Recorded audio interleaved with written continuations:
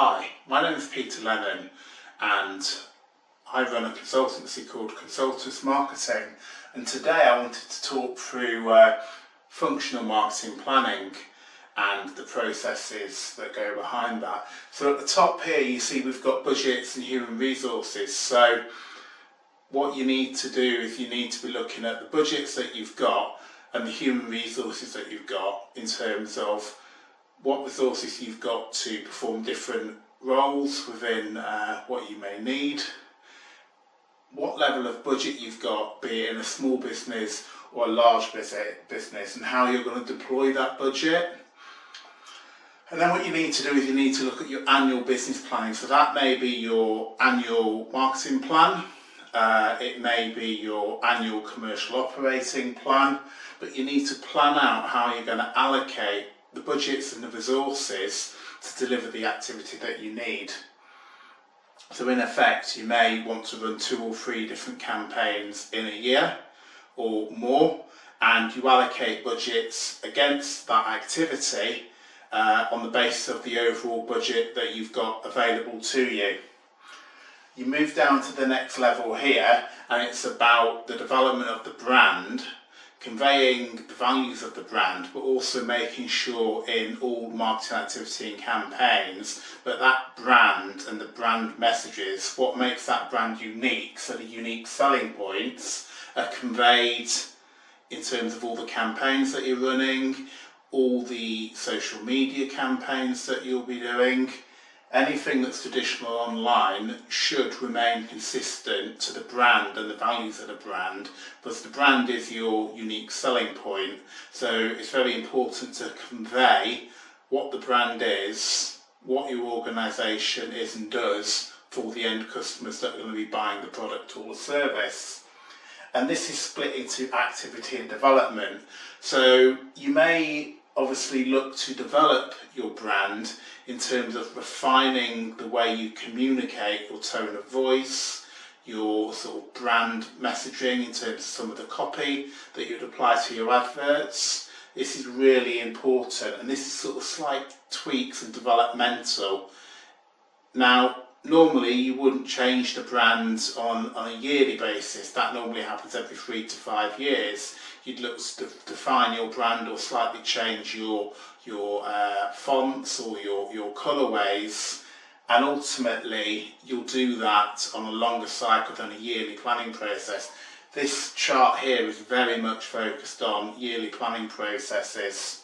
In terms of activity, this is relating to the activity that you're going to roll out as a part of your overall yearly marketing plan, and also any activity that's done on a local basis, so quite tactical stuff, quite reactive stuff, that would fit into here. And you move down to the next stage, which is your marketing planning and campaigns, and that basically looks at what your different campaign messaging will be. So you may have a winter campaign or a summer campaign or a spring campaign, or a campaign to increase sort of purchase volume. You may run promotions like 10% off or a third off, or certain incentives to try and get people to buy maybe one main item and then a supplementary item in addition. And all this comes under marketing planning and campaigns. The next element is customer planning, and that's really understanding your customer insights and how your promotions will work for your customers and what your customers' needs are. These two here, the marketing planning and the customer planning, move down into your marketing communications. It's really important that your marketing communications are consistent with your marketing plan and your customer planning, so your insights and how you're going to deliver benefits of your product or service to the customer and how you convey them.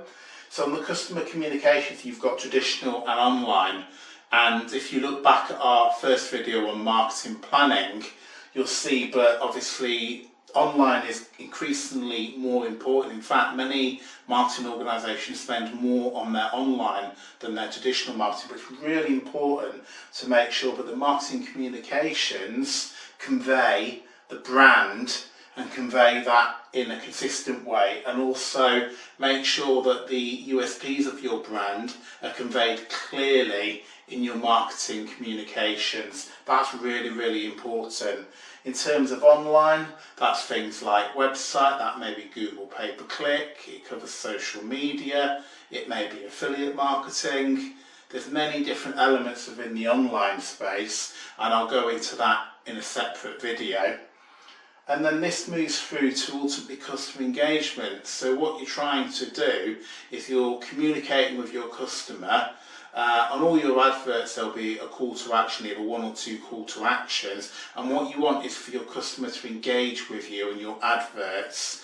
And the more engagement you get, the more brand awareness you have, the more likely the customer is to purchase your product or service. So the customer engagement is really important, both for online and traditional.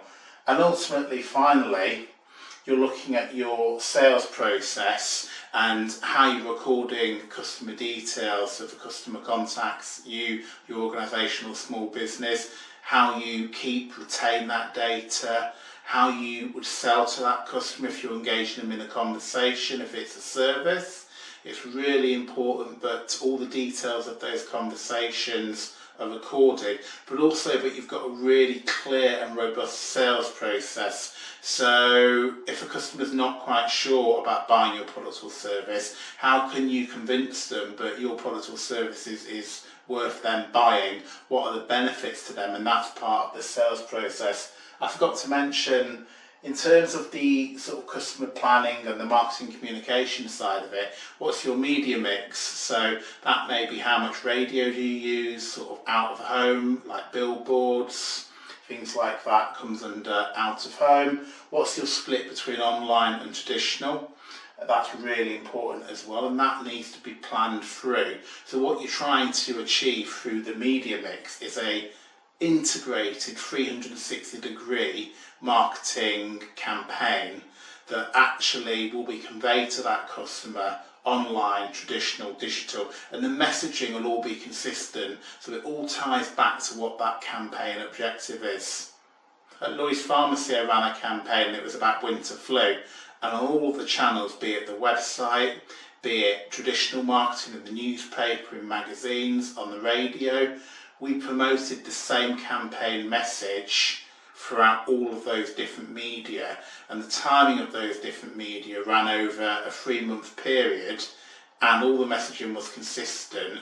So what we were trying to do is layer up to gain brand awareness and gain awareness of what we were offering for our customers, to try and get them to engage and ultimately to buy.